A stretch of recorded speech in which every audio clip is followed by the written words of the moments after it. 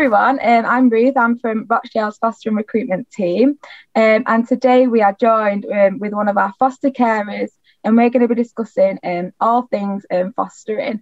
So thank you so much for clicking on this video and watching and joining us. Would you like to introduce yourself? Hi, I'm Trish Mullins and I'm a foster carer for Rochdale. I tend to foster teenagers. My background is teaching. I was a year 6 teacher, went into fostering and then gave up teaching about a year later, and have been fostering probably for about 3 years now. Thank you. So maybe if we go kind of like back to the beginning. So what was your initial interest in fostering? Like where did your motivation come from? As a year 6 teacher, which entailed lots of data collection and lots of preparing children for the SATs tests. I loved the school that I worked at. I loved working with children. But I felt there was a little piece missing in terms of being able to do something a little more meaningful rather than preparing children for tests. And it was always a struggle to, when I worked with the more vulnerable children, to be able to actually have a conversation with them in a normal school day. And quite often I'd sit in my lunch hour and have lunch with some of these children. And I also, I suppose my main inspiration was a young person who I remained in contact with, who was actually in my class at school, who was looked after. And I built a really strong relationship with her and her foster carer, and we're still in touch like 7 years on.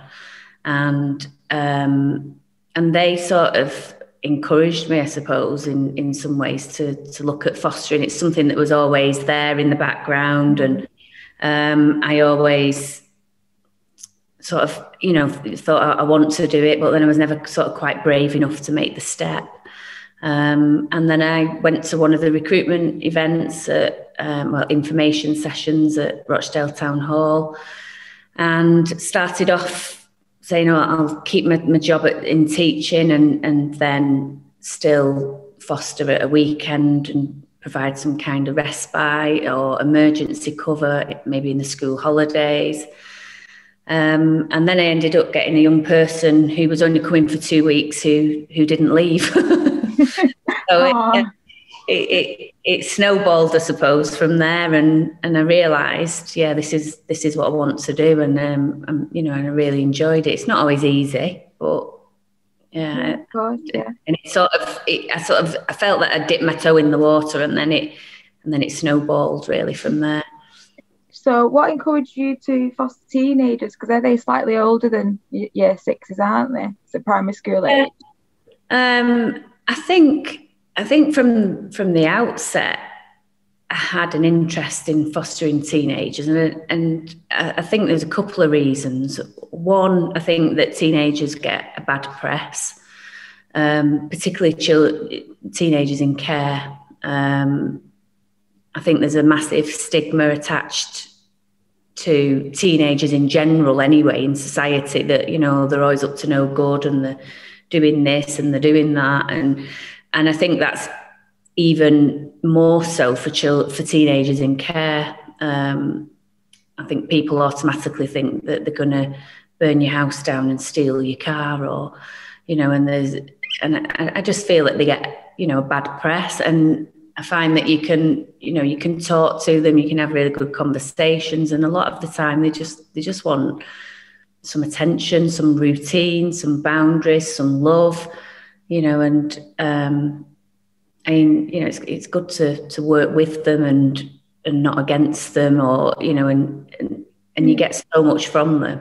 And I think there's a massive shortage for teenage foster carers, because a lot of foster carers that I speak to, they want to do babies and young children and that that lovely age group, and and make a difference. Everybody's different, but I really enjoy fostering the teenagers. Yeah, no, thanks for sharing that with us. Thank you. And what was the reaction of your family and friends when you first had that initial interest, and did you feel supported by them?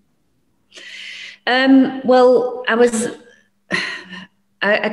got two birth children of my own, and my husband's got two birth children that were living with his ex-wife, and we were both. I still had my daughter at home, who was sort of 21 at the time, and she was going off to uni. She was at uni, so I felt a bit. I think I felt a bit empty nest syndrome. I had this 4-bedroomed house. And then, as family and friends were saying, some of them were saying, "Are you mad? Your children have like flown the nest, and you're now going to do this." But for me, I didn't like the house being empty, and I felt that it was an opportunity, I suppose, to give something to those who are more vulnerable.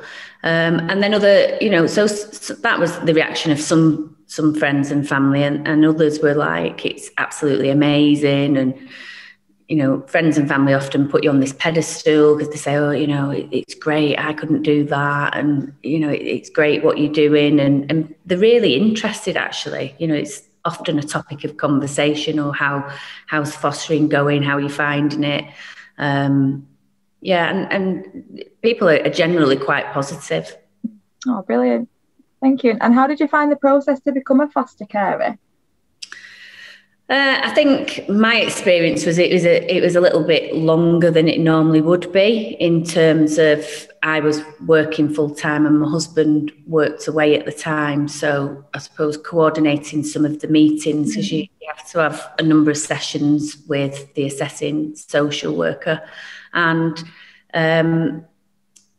for us, it was a bit longer, but that was our doing really, and not Rochdale's fault. It was more to do with us and having the time where we were both together to do the meetings.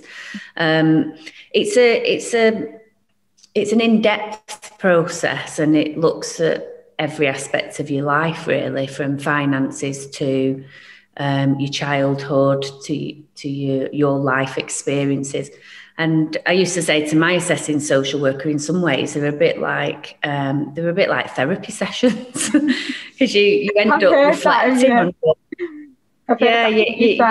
You end up reflecting on your life. So it almost becomes, like a bit of a therapy session, and you end up building up a good, strong relationship with your assessing social worker, which I now believe that at the time, when we then passed panel to be foster carers, we then got another social worker, whereas Rochdale are now keeping the assessing social workers with, that you've got through the assessing with, they stay with you for the first 12 months. So I think that's a really positive, because they find out so much information about you that it's great that they can continue with that for at least your first 12 months.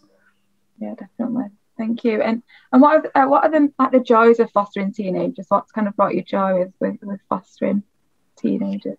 I suppose they keep us young. We keep ahead on the latest social media crazes, and we're doing TikToks. Yeah, they have so much to give back. They obviously get a lot from being with us, and sometimes I think a lot of the teenagers we've had tend to be quite a bit older, 14 upwards. And some of them have come into care for the first time. And so even at 14 or 15, whatever age, they're still experiencing some firsts, one of our children had never been on holiday. Some of them have never had birthday parties or birthday presents. So it's nice to be able to create some of those memories, and they do generally appreciate it. It's not all easy. I'm not sitting here saying it's a rosy picture, because it's not. But generally, these kids just want that security and that safe environment, I suppose, and to know that somebody's available, that they're there for them when they need somebody. We've found it really rewarding, and it's made such a difference to our household. What would you say you found the tricky bits, the challenges along the way? I suppose the challenges are that sometimes, no matter how much you do or you try, sometimes I suppose it can feel like, if the behaviour changes or, that they're having a particular bad time. I think one of the main things to remember is that it's not actually a reflection of you when they're struggling. It's a reflection of where they're at and dealing with whatever, emotional difficulties that they've had throughout their life, and then being able to deal with those emotions. And a lot of it is literally a listening ear and talking and guiding them and supporting them. And I'd say the main thing is the availability. Teenagers are nocturnal. The babies want you up like at the crack of dawn, and teenagers want you awake like a night owl. So, but there are some challenging times, and it's about helping them to work through those challenges for themselves, and understanding that the behaviours they're displaying are a reflection usually of where they're at and what they've experienced, and not necessarily what you've done or not done as a foster carer. And I think with teenagers you have to look at it that way and not take things personally. It'd be quite easy to think, I've done this and I've given them that and I've done all this, yet they're being really awful to me, or they're doing this or they're doing that, and it's quite easy to take it personally, and you very quickly have to adjust yourself to realise it's where they're at that moment in time. So it's not always easy, and it does have its challenges, but majority of the time it's good times. And throughout your journey of fostering, on your different placements, have you felt supported by Rochdale's fostering service? Rochdale have been absolutely amazing with the support. As a foster carer, you have your own supporting social worker, and they're always there as an advocate for you. As obviously they advocate for the children as well, and they want what's best for the child, but they're sort of, my safety. My supporting social worker is my safety net. If I want to question something, she'll always have my best interests at heart and is always available. If they can't help me, or if they're not available, there's always a duty team. There's always managers around. There's always somebody to turn to. And likewise, they turn to us as foster carers as well for support in certain situations. And I think, and I've just become in the Rochdale are just launching their first Mockingbird hub home, and I am the hub carer for Mockingbird, and that's going to provide more support for foster carers, as I will help and support a team of satellite families, they'll be called, 7 to 10 families that will be linked to me as a hub home. So there's another, layer of support there, and Rochdale are always looking at how they can support carers, and there's forums, and when everything's back to normal and we're not in lockdown, there's group support sessions as well that you can go to with other foster carers. And, there's events put on, and there's always the financial support as well. If, a child needs sort of financial support, and the children are well supported in terms of accessing services as well. And, so it's, I felt extremely well supported at Rochdale. Lovely, thank you. And what would you say to anyone that might be watching this, that might be thinking about fostering? of what advice would you give to them? I'd advise that you look into it, and I wish I'd done it sooner rather than later.